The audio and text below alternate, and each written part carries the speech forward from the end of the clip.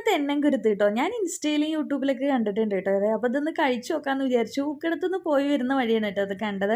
അപ്പോൾ എന്തായാലും ഇതൊന്ന് കഴിച്ച് ടേസ്റ്റ് ചെയ്യാമെന്ന് വിചാരിച്ചു കേട്ടോ. ഹെൽത്തിന് അത്രയും നല്ല സാധനമാണെന്നാണ് പറയുന്നത്. ഇത് തെങ്ങിൽ നിന്നും കിട്ടുന്ന ഒരു സംഭവമാണ് കേട്ടോ. അപ്പം നമുക്കിത് കഴിച്ചു നോക്കാം. അതേപോലെ ഇവർ പേപ്പർ പോലെ നൈസായിട്ട് നമുക്ക് ചീവി തരും. കാക്കില 50 രൂപയാണ് കേട്ടോ.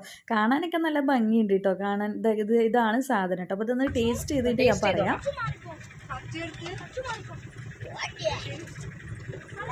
കുഴപ്പമൊന്നുമില്ല.